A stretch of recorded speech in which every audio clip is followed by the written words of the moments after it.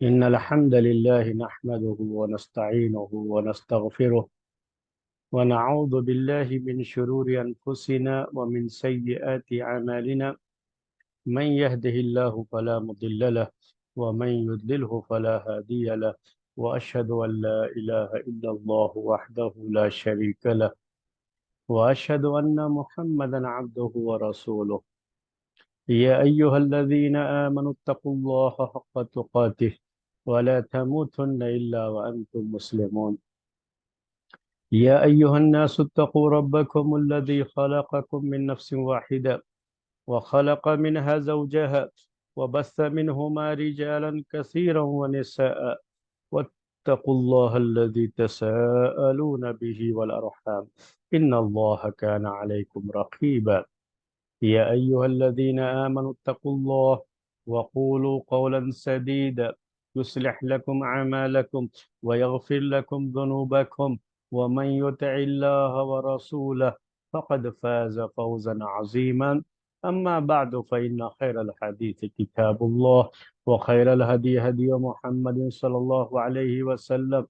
وشر الأمور محدثاتها وكل محدثة بدعة وكل بدعة ضلالة وكل ضلالة في النار۔ محترم بھائیوں اور معزز خواتین، اسلامی تاریخ اور اسلامی تاریخ میں بنو امیہ کا دور، خلافت بنی امیہ،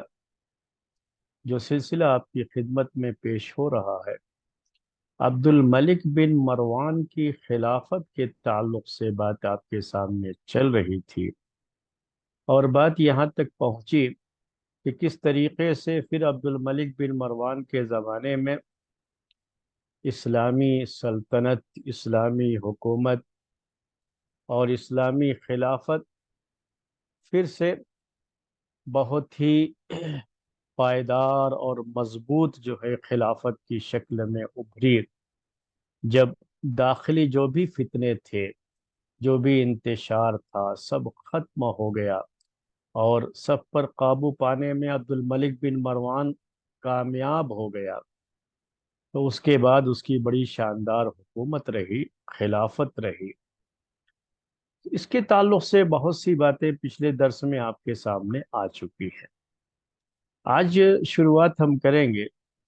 عبد الملک بن مروان کے اس دور خلافت میں ایک نام بہت تیزی کے ساتھ ابھر کر کے آیا، اور لوگ اس کو جانتے ہیں، پہچانتے ہیں، اور اس کے تعلق سے بہت سی غلط باتیں بھی لوگوں میں پائی جاتی ہے اور غلط تصورات لوگوں میں قائم ہے۔ وہ ہے حجاج بن یوسف ثقفی۔ اس میں کوئی شبہ نہیں ہے، صحیح احادیث سے بھی یہ بات ثابت ہے کہ اس نے بہت ظلم کیے ہیں، اور ایک وہ ظالم حکمراں تھا۔ یہ گورنر تھا عبد الملک بن مروان کے دور کا، اور میں نے ابھی آپ سے کہا کہ عبد الملک بن مروان کے دور میں یہ شخص بہت ہی معروف رہا ہے، کیونکہ داخلی فتنوں کو ختم کرنے میں اس کا اہم کردار رہا ہے۔ اس کو کوئی بھلا نہیں سکتا۔ عراق کا وہ علاقہ جہاں ہمیشہ کچھ نہ کچھ سوزش رہتی تھی، ہمیشہ کچھ نہ کچھ سورش رہتی تھی، لوگ جو ہے حکومت کے خلاف اٹھ کھڑے ہوتے تھے، بغاوت کی جو ہے کوپلیں، بغاوت کی چنگاریاں یہاں سے جو ہے بھڑکتی تھیں۔ اس علاقے میں اس کو گورنر بنایا گیا۔ اس نے ظلم تو بہت کیے، لیکن ان فتنوں کو ختم کرنے میں اس کا بھی اہم کردار رہا ہے۔ تو عبد الملک بن مروان کے دور خلافت کے ساتھ حجاج بن یوسف کا نام جڑا ہوا ہے، اور چونکہ یہ نام تاریخ کے لحاظ سے بہت بدنام نام بھی ہے، اسی لیے ہم یہ چاہتے ہیں کہ آپ کے سامنے حجاج بن یوسف ثقفی کے تعلق سے چند باتیں ذکر کریں آج کے اس درس میں، چونکہ اس کی تاریخ اسی تاریخ سے جڑی ہوئی ہے جو عبد الملک بن مروان کے دور میں بنی امیہ کی جو دور کا جو خلافت کا دور رہا ہے، اور جو شاندار عبد الملک بن مروان کی حکومت رہی ہے، اس کے بعد بھی تو حجاج بن یوسف ثقفی کا بھی اس میں بڑا اہم کردار رہا ہے۔ اس کے ظلم کی داستانیں اور کہانیاں بھی اسی دور سے جڑی ہوئی ہیں۔ اسی لیے حجاج بن یوسف کا تذکرہ بھی ضروری ہے کہ آپ تمام لوگوں کے ذہن میں جو باتیں ہیں حجاج بن یوسف کے تعلق سے پہلے سے، تو اس میں اگر کہیں کچھ کمی یا کوئی کہیں کچھ جو ہے غلط چیزیں، غلط تصورات اگر ہیں، تو اس کی اصلاح ہو جائے گی، اور صحیح تصور حجاج بن یوسف کے تعلق سے ذہنوں میں قائم ہو جائے گا۔ تو یہ حجاج بن یوسف ثقفی، یہ قبیلہ ثقیف کا فرد تھا یہ، اور ثقیف کا یہ قبیلہ طائف کے علاقے میں ہے۔ تو اس طرح سے آپ کو یہ اندازہ ہوگا کہ حجاج بن یوسف ثقفی یہ اصلاً طائف کا رہنے والا، اور اس نے جو شروعات کی علم کے طلب کی، تو اس زمانے کے لحاظ سے اس نے علم سیکھا۔ اس کی عربی زبان بہت اچھی تھی، عربی زبان کا یہ شخص ماہر سمجھا جاتا تھا۔ قرآن میں جو نقطے ابھی آپ جو ڈاٹ دیکھتے رہتے، تو یہ تو آپ کو پتہ ہے کہ شروع میں قرآن میں نہ یہ ڈاٹ تھے، نہ ہی یہ جو آپ زیر زبر پیش دیکھتے رہتے ہیں، یہ سب بھی نہیں تھا۔ یہ سب بعد میں لگائے گئے، جب لوگوں کو پریشانیاں شروع ہوئی پڑھنے کے لیے۔ عربوں کو، جو کہ اس زمانے کے مسلمان تھے صحابہ کرام، ان کو تو پڑھنے میں کوئی پریشانی نہیں تھی،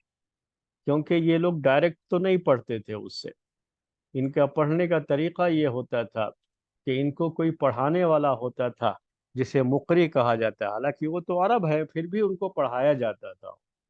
تو جس طریقے سے ان کو پڑھایا جائے گا ویسے ہی وہ پڑھیں گے۔ اسی لیے سلف سے جو باتیں آپ کو ملتی رہتی ہیں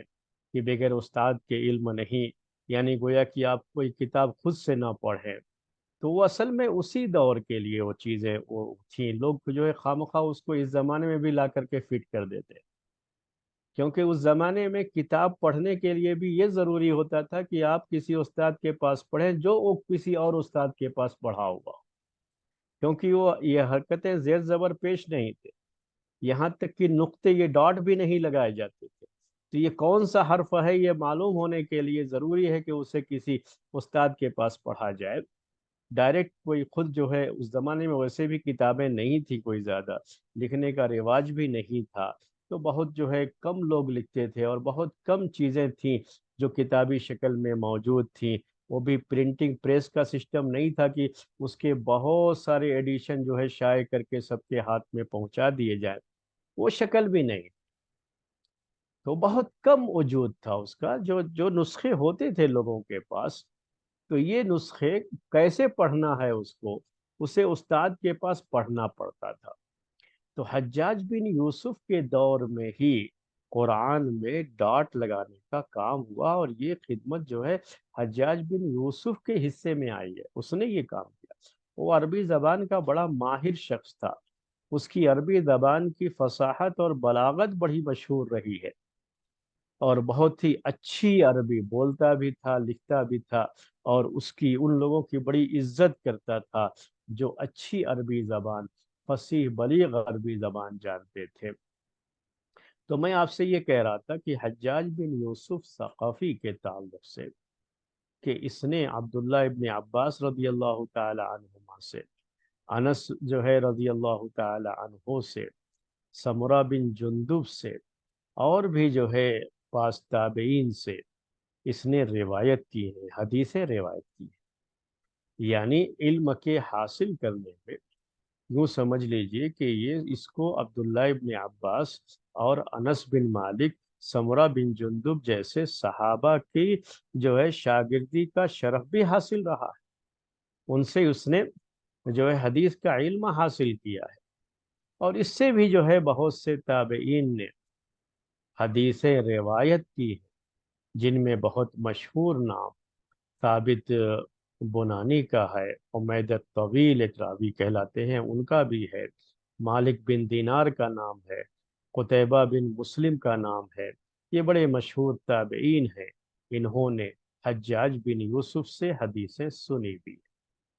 حجاج بن یوسف کا معاملہ یہ ہوا تھا کہ یہ اور اس کے والد دونوں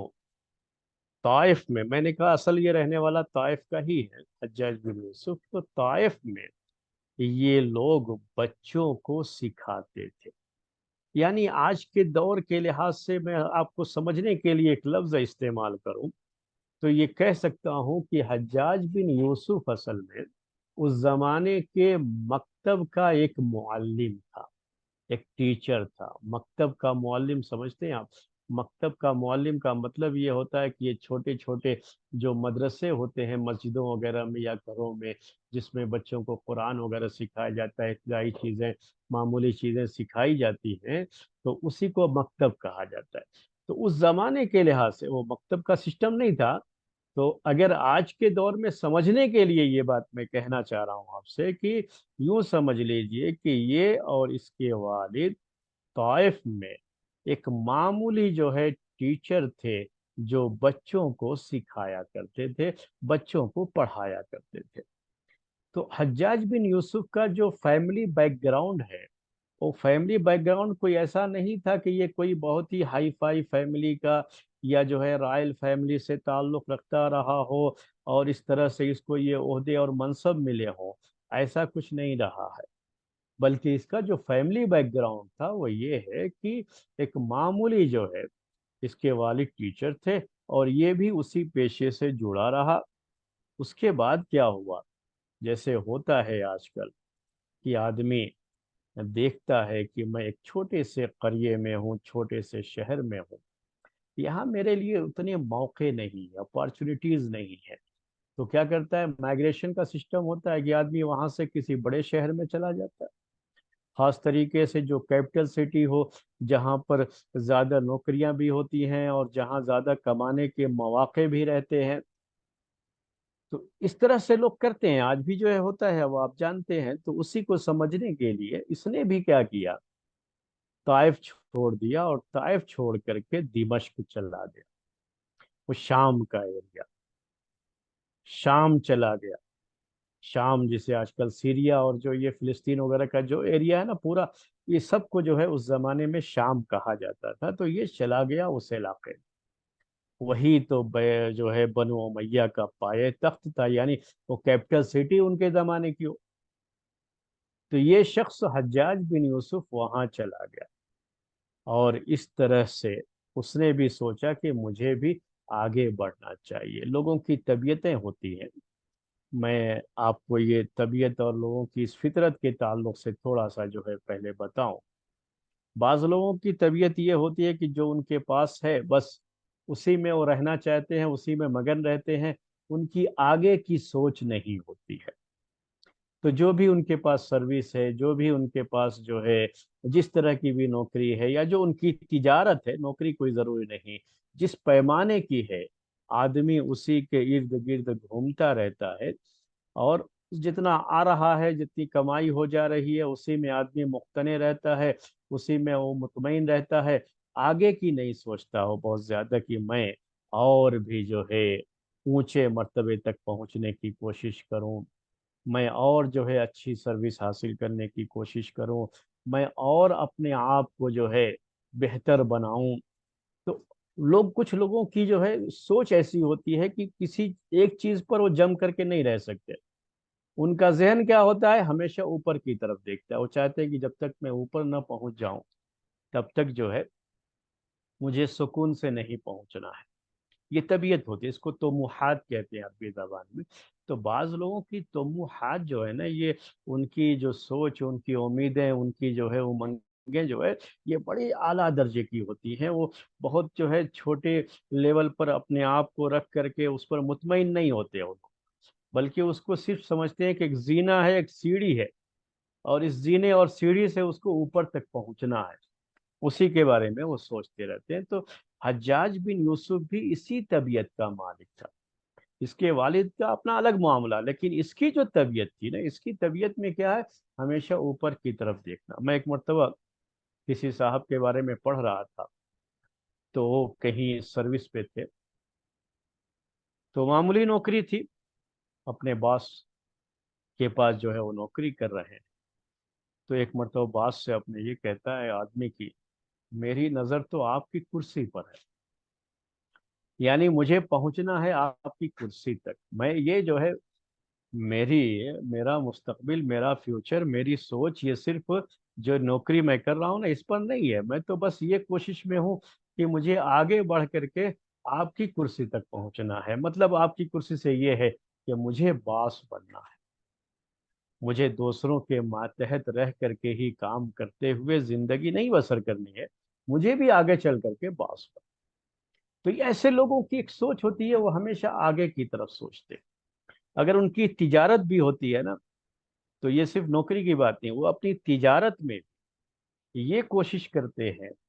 कि मैं आज जिस पैमाने पर हूँ, मुझे अपने इस शहर का, अपने इस मुल्क का सबसे बड़ा ताजिर बनना। उनकी सोच बड़ी ऊंची और उसके लिए कोशिश भी करते हैं। तो ये हज्जाज बिन यूसुफ भी इसी तरह की सोच का मालिक था आदमी। तो सबसे पहले इंसान के पास सोच आती है, इसे नोट कर लीजिए, बहुत फायदे की चीज है ये कि सबसे पहले क्या होती है, इंसान की सोच होती है। जब तक वो सोच उसके अंदर नहीं पैदा होगी आगे बढ़ने की, वो जज्बा नहीं पैदा होगा, तब तक आदमी उसके लिए मेहनत और कोशिश नहीं करेगा। मेहनत कोशिश कब करता है, जब पहले सोच होती है। और सिर्फ सोच भी आदमी के पास होती है, लेकिन वो शेख चिल्ली वाली सोच जो है वो सोच भी सही नहीं होती है ना, कि जिसमें आदमी खाली ख्वाब देखता है लेकिन अमल नहीं करता, उसके लिहाज से काम नहीं करता। तो एक ऐसी सोच जिसके मुताबिक आदमी सोचते हुए, काम करते हुए आगे बढ़ने का जो जज्बा होता है उसके अंदर, और जो जज्बा परवान चढ़ता है, तो ऐसे लोग हमेशा क्या करते हैं, तरक्की के मनाजिल तय करते हैं। मुस्तकबिल में उसके लिए वो रास्ते खुद ब खुद बनते जाते हैं। तो हज्जाज बिन यूसुफ भी जब दिमश्क आया है, उसके बाद क्या हुआ उसको, कि ये रोह बिन जम्बा, जो अब्दुल मलिक बिन मरवान की हुकूमत के एक मिनिस्टर थे, ये वजीर थे, इनको जो है वहां पर इसका उनके साथ ताल्लुक हो गया। ऐसे होता है, याद रखिए कि आदमी को आगे बढ़ने के लिए ताल्लुकात भी बनाने पड़ते हैं। ये भी एक जो है तबीयत होती है लोगों की, ताल्लुकात बनाते हैं। इसको जीने कहा जाता है, सीढ़ियाँ होती हैं, इन सीढ़ियों के जरिए से आदमी जो है तरक्की के मनाजिल तय करता है। तो वहां पर रूह बिन जम्बा, जो कि अब्दुल मलिक बिन मरवान का एक मिनिस्टर था, डायरेक्ट आप चाहेंगे कि खलीफा के पास ही पहुंच जाएं तो उतना आसान नहीं होता, पहले सीढ़ी तलाश करनी पड़ती है। तो सीढ़ी तलाश करते हुए कैसे कैसे पहुंचना है आदमी को, उसके बारे में सोचना होता है। तो हज्जाज का ताल्लुक पहले तो रूह बिन जम्बा से हुआ, और एक दिन ऐसा हुआ कि अब्दुल मलिक बिन मरवान ने अपने इस मिनिस्टर से ये बात कही, रूह बिन जम्बा से, कि मैं ये देख रहा हूँ कि हमारा जो लश्कर है, हमारी जो आर्मी है, हमारी जो फौज है, ये हम कुछ कहते हैं तो कभी कभी वो लोग हमारी बात को, जिस अंदाज से उनको सुनना चाहिए उस अंदाज से वो सुनते नहीं। उनके अंदर जो है थोड़ी बहुत कभी हमारे खिलाफ जो है, यानी जैसा होना चाहिए वैसा नहीं होता है, जैसे उनको सुनना चाहिए वैसा नहीं सुनते हैं वो। तब जो है अब्दुल मलिक बिन मरवान से उसके इस मिनिस्टर रोह बिन जम्बा ने कहा कि मेरे संपर्क में, मेरे टच में एक ऐसा आदमी है कि अगर मैं उसको आपसे मिला दूं और आप उसको अपनी आर्मी का कमांडर बना दें, उसको चीफ बना दें, तो उसके बाद देखेंगे कि कैसे आपकी फौज, जैसा आप कहेंगे उठो बैठो, तो जैसे उठो बैठो कहेंगे ना, उठक बैठक वो करती रहेगी, यानी आप जैसा कहेंगे वैसा करेगी, और थोड़ा भी आपके हुक्म से इन्हिराफ करने की जुर्अत नहीं करेगी। एक ऐसा शख्स है मेरे जहन में। रूह बिन जम्बा ने ये बात कही अब्दुल मलिक बिन मरवान से, और उसका जहन किसकी तरफ था, हज्जाज बिन यूसुफ की तरफ। उसने कहा कि आप उसी को फौज का कमांडर बना दीजिए, अमीरुल जैश अरबी में कहते हैं, کہ جو لشکر ہے، جیش، یہ لشکر، آرمی، اس کا امیر یعنی اس کا لیڈر جو ہے آپ ان کو بنا دیجئے، فوج کا کمانڈر بنا دیجئے۔ اور میں آپ کو اس بات کے لیے اطمینان دلاتا ہوں کہ اگر وہ شخص بن گیا فوج کا کمانڈر تو کوئی بھی شخص اس کے حکم کی خلاف ورزی نہیں کرے گا۔ آپ اس کو جیسا کہو گے فوج کو اسی لحاظ سے وہ کمانڈ کرے گا، اور ایسا آدمی ہے، اس کی طبیعت ایسی ہے کہ جیسا یہ کہے گا ویسا فوج کرے گی، فوج اس کی مخالفت کرنے کی جرأت نہیں کر سکتی۔ تو یہ یہاں سے شروعات ہوتی ہے میرے بھائیوں اور بہنوں، حجاج بن یوسف کا جو تعلق ہوتا ہے خلافت کے اس خاندان سے، رائل فیملی سے، وہ یہیں سے شروعات اس کی ہوتی ہے۔ اب یہ اس کو پہلا زینہ مل جاتا ہے، حجاج بن یوسف کو پہلی سیڑھی مل جاتی ہے کہ ہم کو کیسے آگے تک پہنچنا ہے۔ اس کے بعد آدمی خود جو ہے راستے بنا لیتا ہے۔ یہ اکثر ہم مثالیں دیتے ہیں اس کے لیے۔ آپ میں سے جن لوگوں نے ٹرین کا سفر کیا ہے ان کو یہ مثال بڑی اچھی طرح سمجھ میں آئے گی۔ ٹرین میں جب آپ سفر کرنے کے لیے ٹرین پر چڑھنا چاہتے، تو میں وہ اے سی ڈبوں کی بات نہیں کر رہا ہوں، اے سی بوگیوں کی بات نہیں کر رہا ہوں، بلکہ ایک جنرل ڈبہ ذہن میں رکھیے گا۔ آدمی کو باہر سے یہ لگتا ہے کہ یہ ڈبہ بالکل بھرا ہوا ہے اور اس میں کوئی جگہ نہیں، تو جو لوگ اس میں پھر داخل نہیں ہوتے، بس ہی کو لے لیجئے نا کہ بس باہر سے بالکل بھری ہوئی لگتی ہے، تو بعض لوگ کی طبیعت یہ ہوتی ہے کہ اب اس میں کہاں جائیں گے، اس کو چھوڑو، دوسری بس آئے گی تو اس میں جائیں گے۔ اور بعض لوگوں کی طبیعت ایسی ہوتی ہے کہ کتنی بھی بھیڑ ہو اندر گھس جائیں گے، اندر گھسنے کے بعد کوئی جگہ نہیں ہے، ٹھیک ہے، لیکن تھوڑی دیر کے بعد تھوڑی سی جو ہے پہلے ایک پیر رکھنے کی بھی جگہ مل جاتی ہے، تو وہ گھس جاتے ہیں کہ تھوڑی دیر کے بعد دوسرا پیر رکھنے کی جگہ خود بخود بن جائے۔ اس کے بعد جب پیر رکھنے کی جگہ بن گئی تو تھوڑی دیر کے بعد پھر کوشش کرتا ہے آدمی اسی میں، تو پھر کہیں سائڈ میں تھوڑا سا ہی بیٹھنے کا سہارا بھی مل جاتا ہے اس کو، پھر آگے چل کر کے ایسا بھی ہو جائے گا کہ پوری سیٹ پر آرام سے وہ بیٹھا ہوا شخص رہے گا۔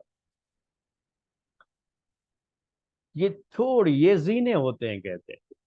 اور جو آدمی بھیڑ میں اپنی جگہ بنانا جانتا ہے وہ ہمیشہ ترقی کرتا ہے، تو اس بھیڑ میں جگہ بنانی ہوتی ہے۔ ایسے ہی معاملہ اس طرح کی چیزوں کا بھی ہوتا ہے۔ اب حجاج بن یوسف کو ایک موقع مل گیا ہے، اپارچونٹی ہے اب اس کے پاس، اب اس موقع کو اسے خود بھنانا ہے۔ یعنی اب ایسا نہیں ہے کہ ہر آدمی جو ہے، کوئی بھی آدمی آپ کو لے کر کے انگلی پکڑ کر کے آگے تک جو ہے لے کے، نہیں، اب ایک آپ کو سرا مل گیا، اب اس سرے کو پکڑ کر کے چوٹی تک پہنچنا، لاسٹ جو ہے منزل تک پہنچنا، یہ آپ کا کام۔ تو حجاج بن یوسف کو تو یہ چیزیں بہت اچھی طرح سے پتا ہے۔ اب دیکھیے وہ کیا کرتا ہے، وہ اس طرح کی طبیعت کا آدمی تھا، ایسے ہی نہیں وہ آگے بڑھا، وہ بہت معمولی فیملی کا آدمی تھا، یعنی اس کا بیک گراؤنڈ جو ہے ایسا نہیں تھا کہ وہ رائل فیملی سے ہی تعلق رکھتا رہا۔ اس کے بعد جب اس کو یہ اسی روح بن زمبا کے واسطے سے، وہی میڈیٹر تھا جس نے اس کو ملایا ہے عبد الملک بن مروان سے، جب اس کو یہ عہدہ مل گیا ہے، یہ منصب مل گیا ہے، جسے آپ کہہ لیجیے آج کے زمانے میں کہ فوج کا کمانڈر ہے، کوئی بہت بڑا کمانڈر نہیں، ابھی نیچے کے درجے کا کمانڈر، تو اب اس نے کیا کیا اس وقت، حجاج بن یوسف نے، جو اس کا میڈیٹر تھا نا، سب سے پہلے تو اسی کی خبر لے لیا اس نے کیا کیا کہ وہ گزر رہا تھا تو اس کا روح بن زمبا کا جو خیمہ تھا، ٹینٹ جو آپ کہتے ہیں، ٹینٹ لگا ہوا تھا نا، وہاں اس کے ساتھ جو لوگ تھے اس نے کیا کیا، سب کو مارا، سب کو وہاں سے بھگایا، اس کے ٹینٹ کو آگ لگا دی، جلا دیا۔ اب جو ہے یہ کارروائی اس نے کس کے خلاف کر دی؟ اس شخص کے خلاف جو اس کا خود میڈیٹر تھا، اور اس کو اسی نے، عبد الملک بن مروان سے اسی نے اسے متعارف کروایا تھا، انٹروڈیوس کروایا تھا، اور اسی کے خلاف اس نے یہ کارروائی کر دی۔ اب یہ روح بن زمبا، میں نے آپ سے ابھی کہا کہ وہ تو منسٹر تھا، اور عبد الملک بن مروان کا بڑا خاص آدمی تھا۔ وہ جا کر کے عبد الملک بن مروان سے شکایت کر دی اس کی، کہ یہ جو ہے حجاج بن یوسف، تو اس نے میرے ساتھ ہی ایسا کر دیا، میرے خیمے کو جلا دیا ہے، میرے آدمیوں کو مارا ہے یہ شخص جو ہے۔ جا کر کے شکایت کر دیا۔ اب شکایت کرنے کے بعد ظاہر سی بات ہے کہ وہ منسٹر ہے، اور عبد الملک بن مروان اس کی بات سنے گا بھی۔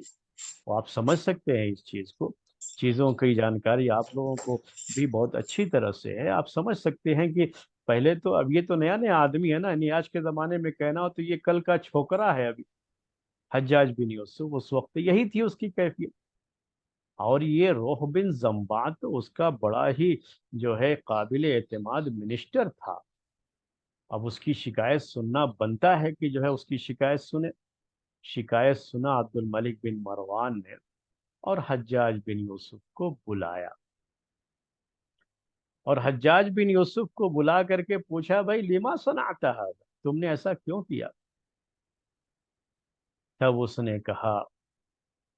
کہ یہ جو کچھ بھی میں نے کیا ہے اپنے لیے نہیں کیا ہے، وہ تو آپ کے لیے کیا ہے، بلکہ میں یہ کہوں کہ یہ میں نے نہیں کیا ہے، آپ نے کیا ہے، تو یہ غلط نہیں ہوگا۔ اس کا جواب سنیے گا۔ اگر میں یہ کہوں کہ یہ میں نے نہیں کیا ہے بلکہ آپ نے کیا ہے، کیوں ایسا؟ کیونکہ میرا ہاتھ، میں جو کچھ بھی کروں گا وہ آپ ہی کا کام نہ ہوگا، میں آپ کے کام کرنے ہی کے لیے نہ یہاں پر ہوں، میں تو آپ کا کام کر رہا ہوں، اور میرا ہاتھ یہ آپ کا ہاتھ ہے۔ میرا یہ کوڑا جس سے میں لوگوں کو مارتا ہوں نا، یہ کوڑا میرا،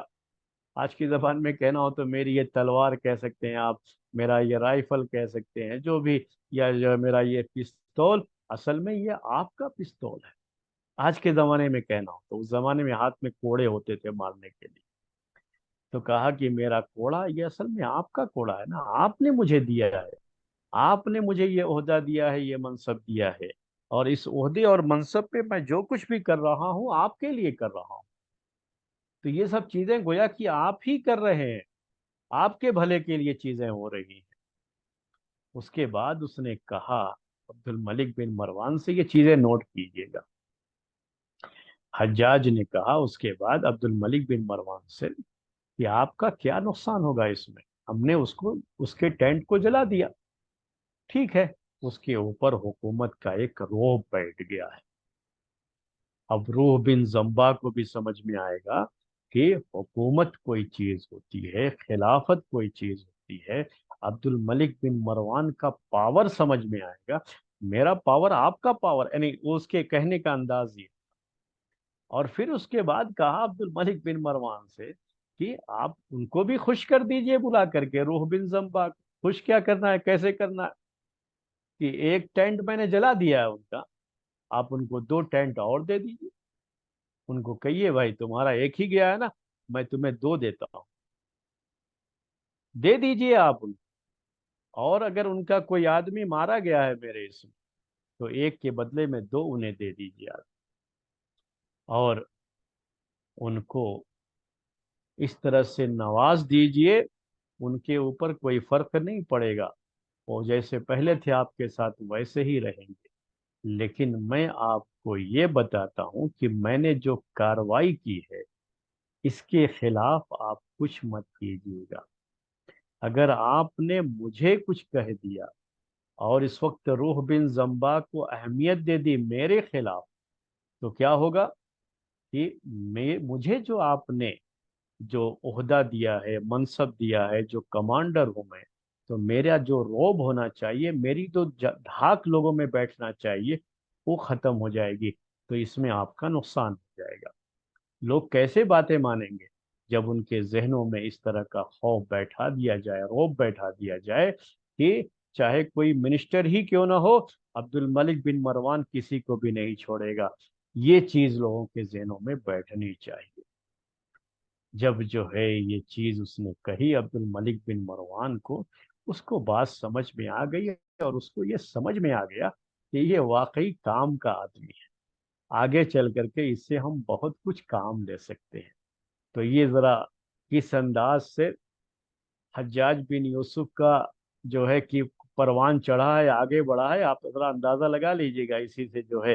کہ، اور کس طرح سے بادشاہ نے، خلیفہ نے اس کو اپنے قریب کیا تھا، کس طرح کے واقعات کے بعد جو ہے اس کو آگے بڑھنے کا موقع ملا تھا۔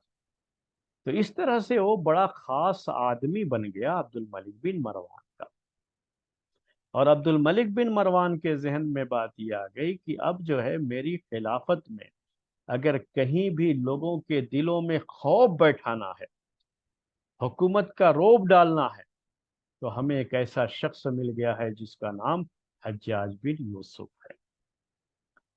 تو یہ حجاج بن یوسف کی جو شروعات ہوئی ہے میرے بھائیوں، وہ اس طرح سے اس کی شروعات ہوئی تھی، اور یہ آگے بڑھتے بڑھتے اب کیا ہو گیا، وہ عبد الملک بن مروان کا بڑا خاص آدمی ہو گیا۔ اسی کے بعد سے اس کو جو اس زمانے کے بڑے بڑے فتنے ہوئے، جو ہے عبداللہ بن زبیر، اور اسی طریقے سے عراق کے علاقے میں، حجاز اور علاقے میں جتنا بھی حکومت بنی امیہ کے خلاف جو چیزیں بھی ہوئیں، تو اس میں حجاج بن یوسف کو خاص طریقے سے ذمہ دار بنا کر کے بھیجا گیا کہ یہ شخص جائے گا تو لوگوں کے دلوں میں ایک خوف جو ہے طاری ہو جائے گا، خوف پیدا کر دے گا۔ اور بڑا خاص آدمی بن گیا تھا یہ عبد الملک بن مروان کا، اور بہت زیادہ اس کو اس کے اوپر اعتماد ہو گیا تھا، وہ اس کے اوپر بھروسہ کرنے لگا تھا بہت زیادہ، اور اس نے بھی ہمیشہ اس چیز کا خیال کیا۔ ایسا نہیں ہے کہ کبھی بھی اس نے عبد الملک بن مروان یا جو ہے جو خلیفہ بنی امیہ رہے ان کے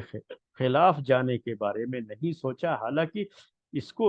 بھی بعض مواقع پر ایسا ہوا ہے کہ بہت سخت قسم کا جو ہے ایکشن اس کے خلاف لیا گیا، لیکن کبھی بھی یہ حکومت کے خلاف جانے کے بارے میں نہیں سوچا۔ یعنی جو اعتماد خلیفہ نے اس کے اوپر کیا،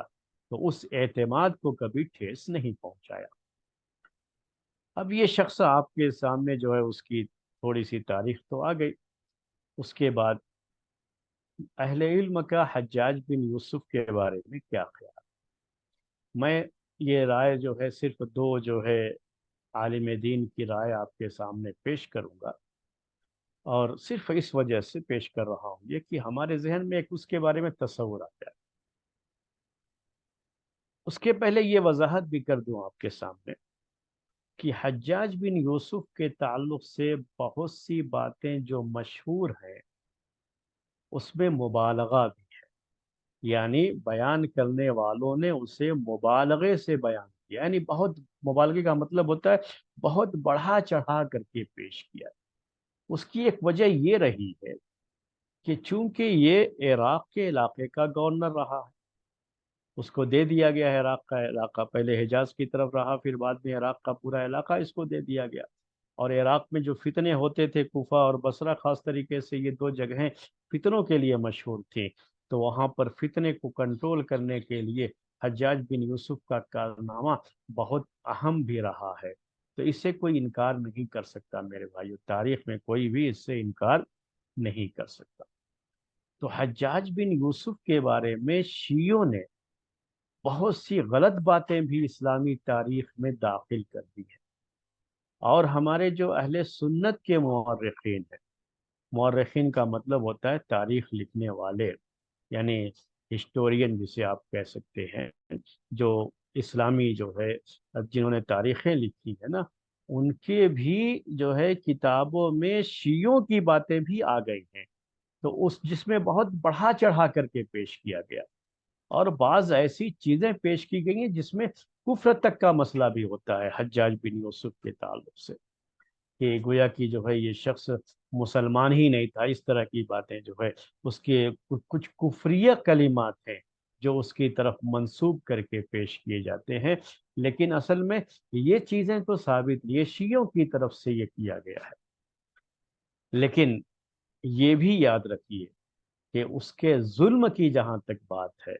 تو اس کا ظلم کرنا یہ ثابت ہے، اور خاص طریقے سے بعض صحابہ اور تابعین کے ساتھ बड़े ताबईन के साथ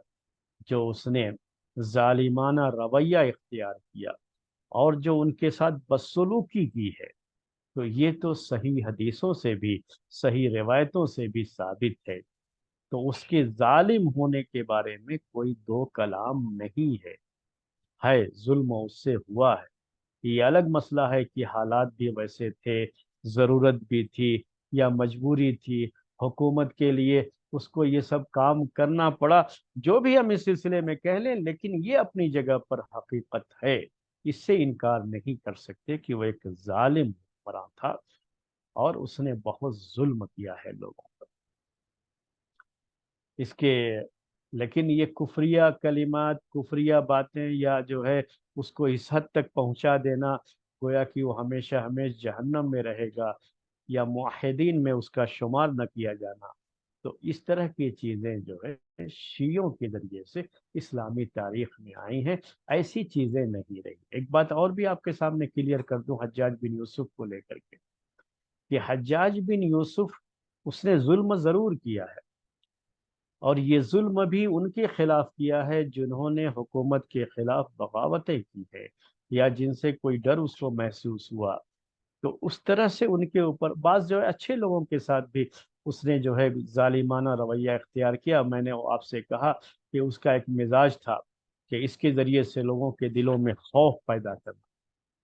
तो खौफ पैदा करने वाली सियासत ही पर वो चलता रहा है असल में। तो उसकी वजह से उसके ज़रिए से चीज़ें हुई हैं और उसके यहाँ ये मसाइल हुए हैं, मैं इसका इनकार नहीं कर रहा हूँ। और ये सही रिवायतों में है, अब्दुल्लाह बिन जुबैर के साथ मामला हो या सईद बिन जुबैर, बड़े मशहूर ताबई हैं, जो है उनके साथ मामला रहा हो इसका, जो आगे जिक्र भी करूंगा मैं आपके सामने। अब्दुल्लाह बिन जुबैर के साथ जो कुछ उसने किया वो पहले तारीख में बात आपके सामने आ चुकी है पिछले दो रोज में, क्योंकि यही था जो फौज लेकर के अब्दुल्ला बिन जुबैर के खिलाफ जो है भेजा गया था, अब्दुल मलिक बिन मरवान के जरिए से इसी को भेजा गया था। और यही था, और इसी ने जो है अब्दुल्ला बिन जुबैर के साथ बड़ा जो है बुरा सलूक किया। उनकी माँ अस्मा के साथ, जो कि अल्लाह के रसूल सल्लल्लाहु अलैहि वसल्लम की साली अबू बकर रदियल्लाहु ताला अन्हु की साहिबजादी, उनकी बेटी जो है, उनके साथ भी रवैया इसका अच्छा नहीं था, सलूक अच्छा नहीं था। वो चीज़ें पहले आपके सामने आ चुकी हैं। तो इसके बारे में इमाम ज़हबी ने क्या लिखा है? इमाम ज़हबी इस्लामी तारीख में, यानी कह लीजिए कि इस्लामिक की जो हिस्टोरियन जिन्हें कहा जाता है, इस्लामिक तारीख पर किताबें लिखने वालों में एक बड़ा नाम जो है इमाम ज़हबी का है। तो इमाम ज़हबी ने इनके बारे में, यानी हज्जाज बिन यूसुफ के बारे में लिखा है अपनी किताब में, उनकी किताब सियर आलामिल नुबला, कि कान ज़लूमन जब्बारन खबीसन सफ़ाकन लिद्दिमा,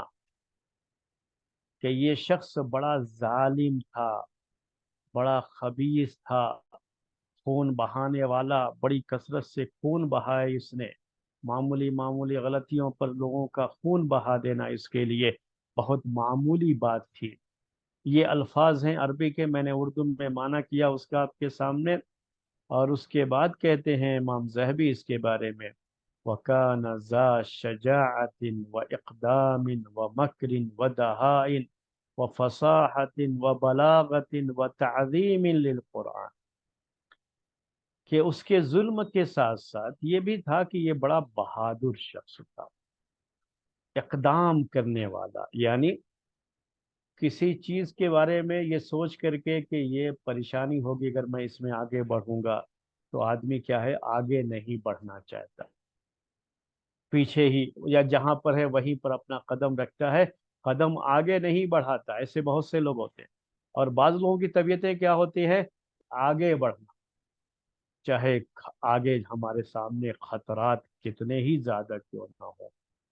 आगे का रास्ता कितना ही डेंजर क्यों ना हो, लेकिन खतरात का, डेंजर का सामना करते हुए हमें आगे बढ़ना है। ये उसकी तबीयत थी, मैंने शुरू में आपको बताया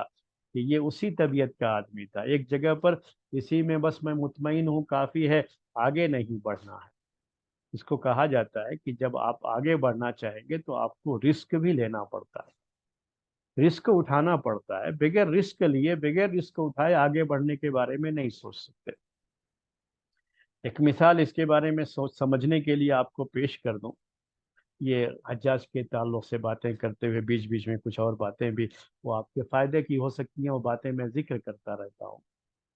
کہ اس کی ایک مثال بندر سے دی جاتی۔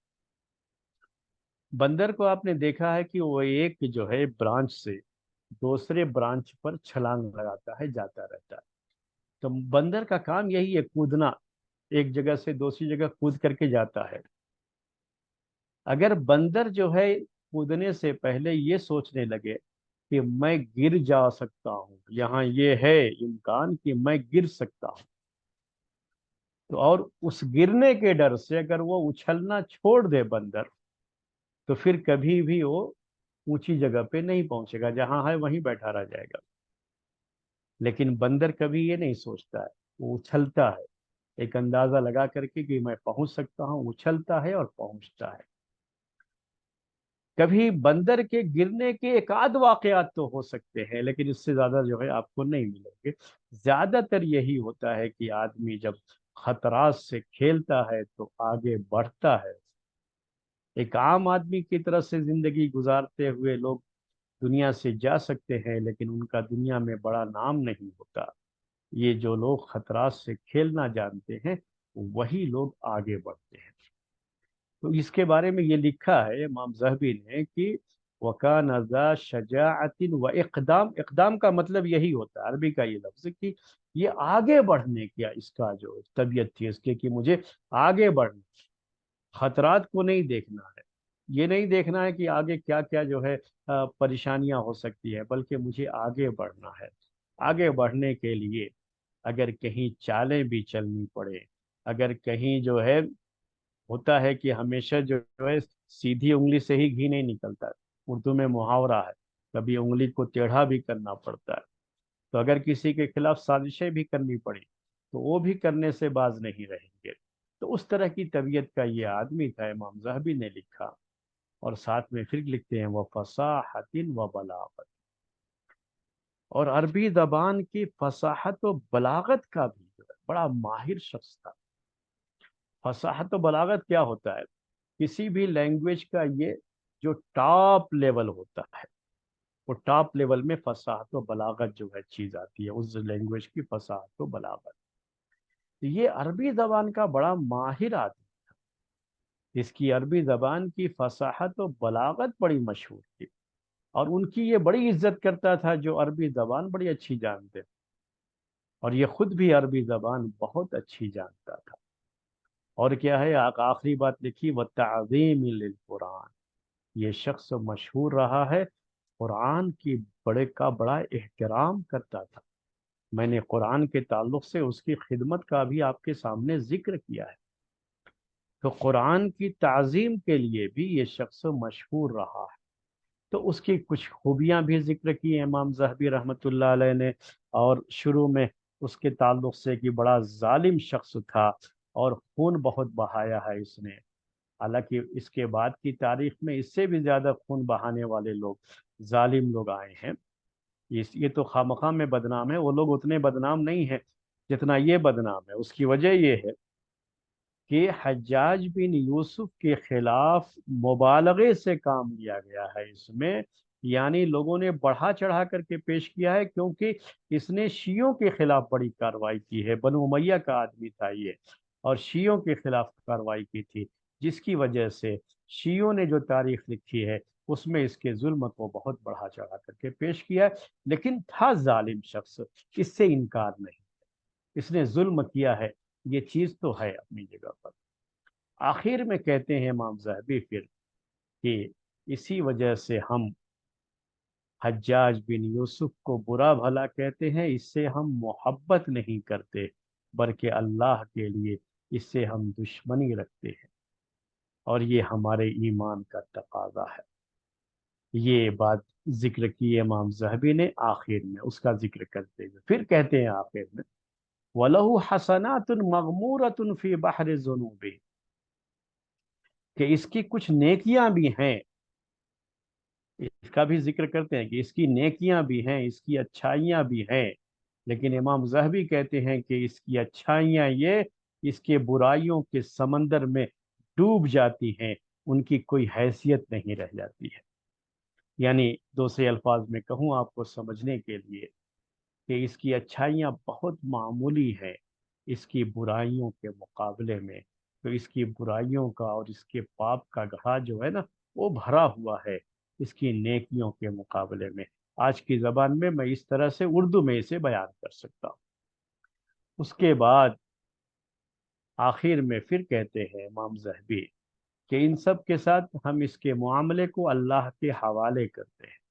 یعنی ہم اس کے بارے میں اس کے جنتی یا جہنمی ہونے کے تعلق سے کوئی بات نہیں کہہ سکتے، وہ تو اللہ تبارک و تعالیٰ کی مشیت ہے، اللہ تعالیٰ جو چاہے گا وہ فیصلہ کرے گا۔ اور خلاصہ اس کے بارے میں یہی ہے کہ وہ ایک موحد تھا، اس کی توحید کے بارے میں، اس کے عقیدے کے بارے میں کسی طرح کا کوئی کلام نہیں رہا ہے۔ ٹھیک ہے، یہ بات کس کی تھی؟ امام ذہبی رحمۃ اللہ علیہ۔ امام ابن کثیر، ان کی کتاب بھی تاریخ میں مشہور ہے، آپ البدایہ والنہایہ سنتے رہتے ہیں، تو امام ابن کثیر رحمۃ اللہ علیہ نے بھی اس کے تعلق سے بات لکھی ہے۔ امام ابن کثیر رحمۃ اللہ علیہ نے البدایہ والنہایہ، انہوں نے کیا لکھا ہے ان کی بات ذرا اور بہتر انداز کی ہے امام ابن کثیر رحمۃ اللہ علیہ کی، جو ایک محدث بھی رہے ہیں ایک مفسر بھی رہے ہیں۔ تو انہوں نے کہا کہ یہ شخص بڑی عظیم شخصیت کا مالک تھا، لیکن اس کی تلوار میں بے گناہوں کا خون بھی لگا ہوا ہے۔ اردو میں ہم اس کا معنی یوں کر سکتے ہیں آپ کے سمجھنے کے لیے کہ اس نے کارنامے بھی بہت اہم انجام دیے، لیکن ساتھ میں ان کارناموں کے ساتھ اس کی تلوار بے گناہوں کے خون سے بھی آلودہ رہی ہے، یعنی ظلم بھی کیا ہے اس شخص نے اس کے ساتھ۔ اور اس کے بارے میں آگے لکھتے ہیں پھر وَكَانَ يَغْضِبُ غَضَبَ الْمُلُوكِ، بادشاہوں جیسا غضب تھا اس کے پاس۔ حالانکہ یہ خود بادشاہ نہیں، خلیفہ نہیں تھا، یہ خلیفہ کا ماتحت ایک گورنر تھا، یہ صرف گورنر تھا، اصل میں خلیفہ نہیں تھا۔ ابھی تو بات بار بار آپ کے سامنے آ رہی ہے، عبد الملک بن مروان خلیفہ، اور اسی نے اس کو قریب کیا، اور یہ جو ہے بادشاہوں جیسا اپنے پاس روب رکھتا تھا، غضب رکھتا تھا،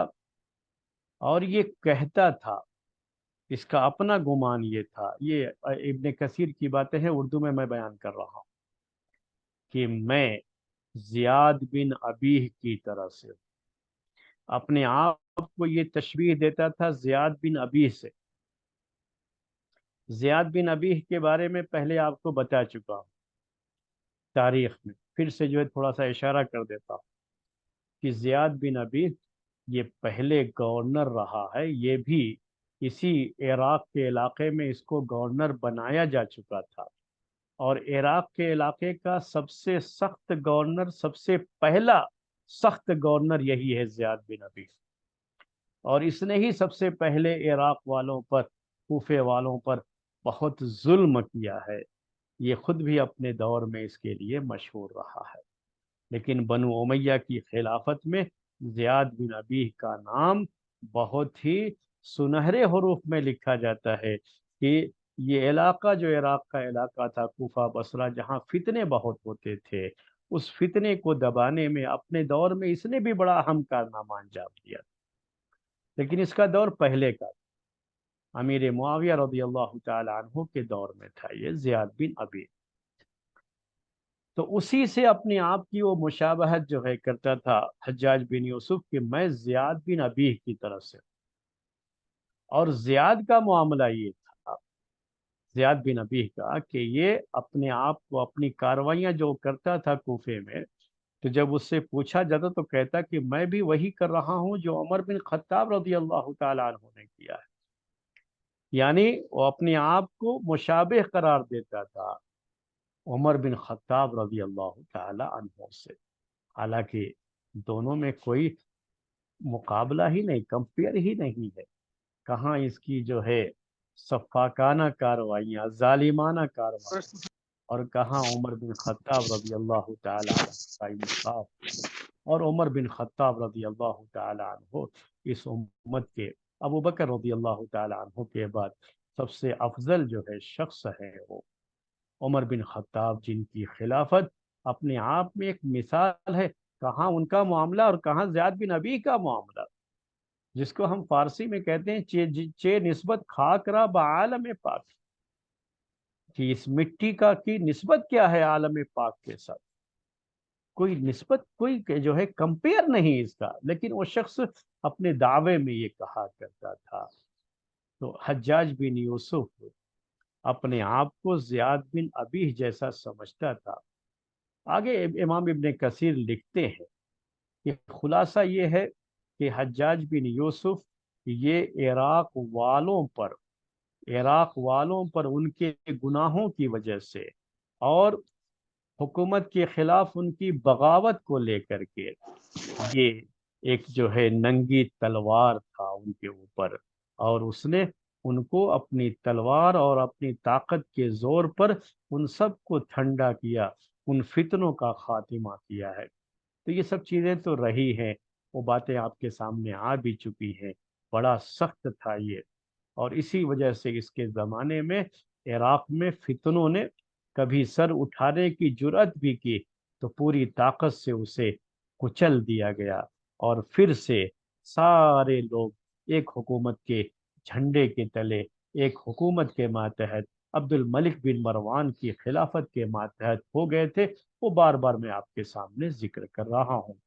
تو عراق کے علاقے میں یہ صحرا اسی حجاج بن یوسف کے سر جاتا ہے، کہ اس کا جو سخت رویہ تھا وہاں پر، اس کی وجہ سے وہاں کی جو بغاوتیں تھی سب کی سب سرد پڑ گئی، مات پڑ گئی، ختم ہو گئی۔ تو یہ اس کا کارنامہ رہا ہے۔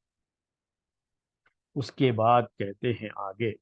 کہ وَكَانَ جَبَّارًا عَنِيدًا مقدامًا علی صفق الدماء بأدنى شبہت، کہ یہ شخص انتہائی ظالم شخص تھا،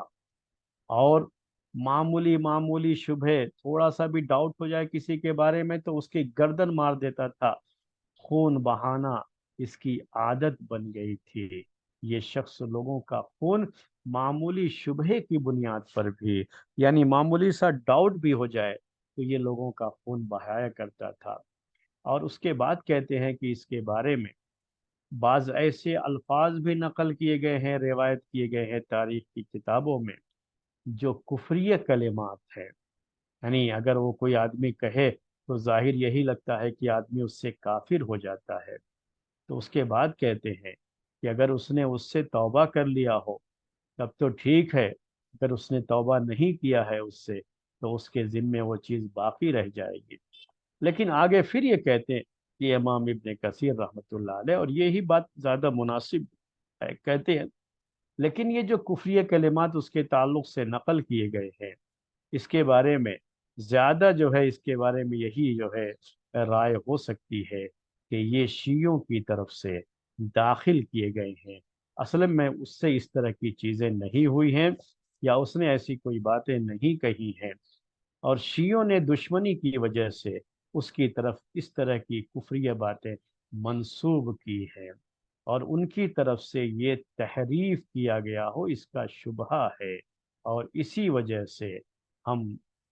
اس کے بارے میں اس طرح کی بات تو نہیں کہہ سکتے کہ یہ کفریہ کلمات اس نے واقعی کہے ہیں، ایسی بات تو ہم نہیں کہہ سکتے۔ یہ ان کے کہنے کا جو ہے مطلب ہے۔ اس کے بعد کہتے ہیں کہ حجاج بن یوسف کی عادتیں اچھی تھیں، وہ ایک ظلم جو کیا اس نے اس کو چھوڑ دیا جائے گا، اور اس میں بھی اس کا یہی کہنا تھا کہ حالات ویسے تھے، حالات کی وجہ سے اس کو یہ کرنا پڑا ہے، حکومت کے لیے یہ سب کرنا پڑا ہے، لیکن اس کے اندر کچھ بری عادتیں نہیں تھیں۔ عام طریقے سے جیسے ایسے لوگوں میں بری عادتیں ہو جاتی ہیں، تو بری عادتیں نہیں تھی۔ بری عادتوں سے کیا مراد ہے؟ جیسے شراب پینا ہے، ناچ گانے کا شوق ہے، عورتوں کا شوق ہے، زناکاری کا، بدکاری کا، تو ایسی اخلاقی کوئی خرابی اس کے اندر نہیں تھی۔ कोई चीज़ उसके बारे में नहीं लिखी गई। वो तो इमाम इब्न कसीर लिखते हैं कि उसने कभी तो शराब वगैरह पीने का मामला उसका नहीं रहा है, और इसी तरह से हराम से वो बचता था। और बदकारी जो है यानी जिनाकारी, जिनाकारी से भी कहीं, इतना सब होने के बावजूद भी उसके खिलाफ इतनी सारी बातें लिखी गई हैं, लेकिन कहीं ये नहीं जिक्र है कि उसने कभी बदकारी किया हो किसी औरत के साथ, उसकी इज्जत से खिलवाड़ किया हो, कभी भी इसका नहीं रहा है। और ये लिखते हैं आगे कि वो कसरत से कुरान की तिलावत करता था, तो कुरान की बड़ी ताजीम करता था। वो तो बात पहले आपके सामने आ चुकी, बहुत ज्यादा कुरान की तिलावत करता था वो शख्स, और अच्छा दीनदार आदमी था। बस क्या है, आगे लिखते हैं कि खून बहाने में बहुत जल्दी करता था। थोड़ा सा भी किसी के बारे में डाउट हो जाए तो फौरन गर्दन मारने के बारे में सोचता था, और यही से उसके उसकी तरफ से लोगों पर बहुत जुल्म हुआ है। आखिर में कहते हैं इमाम इब्ने कसीर रहमतुल्लाह अलैह कि हकीकत क्या है हज्जाज बिन यूसुफ के बारे में, अल्लाह ताला को बेहतर मालूम है। वही जो है दिलों की बातों को जानता है। इसीलिए हम हज्जाज के इस मामले को अल्लाह के हवाले करते हैं। हम हज्जाज को काफिर नहीं कहते, यानी दीन से खारिज नहीं समझते, और हम उनकी तारीफ भी नहीं करते, और गालियां भी नहीं देते, दुश्मनी भी नहीं करते, बल्कि जो है हम जितना जो है उसकी तरफ से जुल्म हुआ है, उस जुल्म के मामले पर उसी हद तक हम उसके खिलाफ बात कहते हैं। बकिया जो उसका मामला है उसे अल्लाह के हवाले करते हैं, और अल्लाह ताला जो फैसला चाहेगा उसके बारे में क़यामत के दिन करेगा। हमारी जो जिम्मेदारी है वो सिर्फ ये है कि हम उसको एक जालिम शख्स समझते हैं, यही खुलासा है मेरे, कि हम उसको एक जालिम शख्स समझते हैं, क्योंकि उसका जुल्म ये सही रिवायतों से साबित है। लेकिन बकिया चीज़ें जो उसके बारे में कही गई हैं, जो शियों की तरफ से, ज़्यादा इम्कान यही है कि शियों की तरफ से वो जो है दाखिल कर दी गई हैं इस्लामी तारीख में, हालांकि वो चीज़ें उससे साबित नहीं है। उन बातों को हम अल्लाह ताला के हवाले करते हैं। कल क़यामत के दिन अल्लाह ताला क्या मामला करेगा उसके साथ, ये अल्लाह तबारक व तआला की अपनी मशीयत और उसके इरादे पर है। हम उसके बारे में कोई बात नहीं कह सकते। हम जो है उसकी जो बज़ाहिर खूबियाँ थी वो हमने जिक्र किया, और जो उसका जुल्म रहा है उसका भी, जो साबित जुल्म है, जो वाकई उसने किया है जुल्म, उसका भी जिक्र जो है किया। और उसके खुतबे, उसकी जो नसीहतें होती थी ना, वो अरबी ज़बान में बड़ी मशहूर हैं। वो उसको अरबी ज़बान के शाहकार के तौर पर, अरबी ज़बान की जो लिटरेचर की बुक्स होते हैं, यानी जो Arabic language as A literature जो पढ़ाया जाता है, तो उसमें बाकायदे इसके खुतबे वगैरह जिक्र किए जाते हैं हज्जाज के, उसकी फसाहत और बलागत की वजह से, अरबी ज़बान में उसकी महारत की वजह से। इमाम हसन बसरी रहमतुल्लाह अलैह भी बाज जो है उसकी इस तरह की खूबियों की बड़ी तारीफ करते हैं, उसके खुतबों की और उसकी नसीहतों की,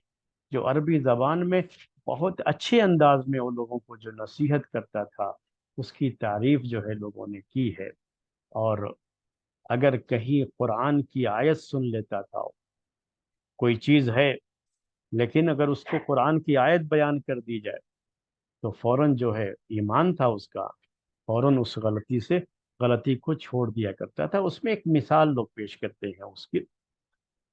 कि हज्जाज बिन यूसुफ का मामला ये हुआ कि उसने एक शख्स को, एक शख्स के का भाई, असल में अब्दुर्रहमान बिन अशस का जो फितना हुआ था, तो उस फितने में वो उसके साथ हो गया था।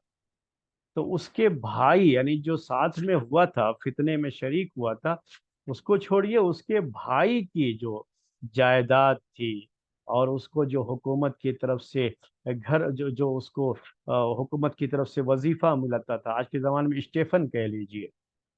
तो क्या किया, उसके भाई का घर इसने ढा दिया, हज्जाज बिन यूसुफ। और उसके भाई का जो वजीफा था, स्टेफन था, उसको रोक दिया। यानी भाई की सजा भाई को दिया, उसने भाई के घर को ढा दिया। اور حجاج بن یوسف اس سلسلے میں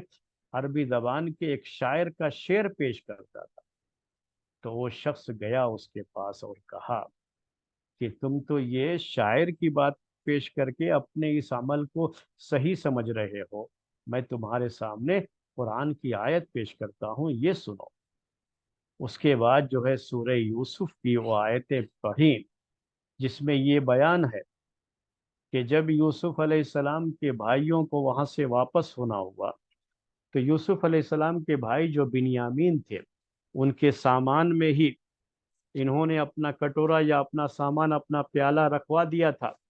اور اس کے بعد جو ہے ان کے سامان میں اسے ملا، وہ جو ہے ان کے جو ہے سامان میں جب یہ ملا تو یہ سمجھ کر کے کہ یہ چور ہیں، ان کو روکنے کے لیے یہ سب کیا گیا تھا، وہ قصہ آپ جانتے ہیں۔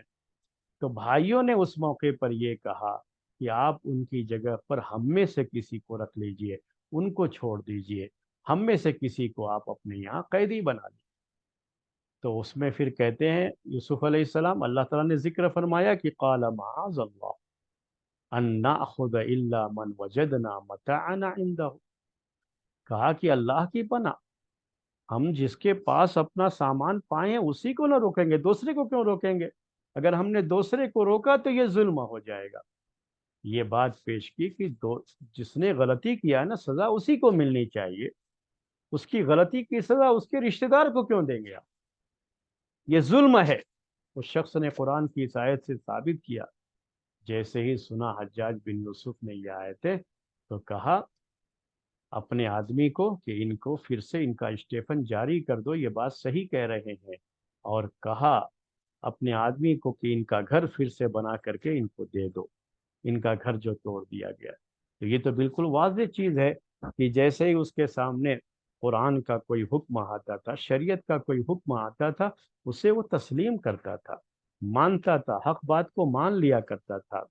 یہ بھی اس کے اندر چیز تھی، یہ خوبی تھی اس کے اندر جو۔ تو یہ میں نے آپ کے سامنے ذکر کیا حجاج بن یوسف کو لے کر کے، اور حجاج بن یوسف کا معاملہ ایسے ہی رہا، اس نے آخر میں سعید بن جبیر کے ساتھ بھی بہت ظلم کیا۔ سعید بن جبیر تابعی ہے، تو یہ بات تھوڑی سی ابھی ہو سکتا ہے کہ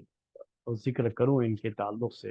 اور اس کی وفات کے تعلق سے حجاج بن یوسف کے، تو وقت زیادہ ہو جائے گا۔ ویسے ہی ہمارا جو ہے یہ درس 1 گھنٹے کا ہو چکا ہے آلریڈی،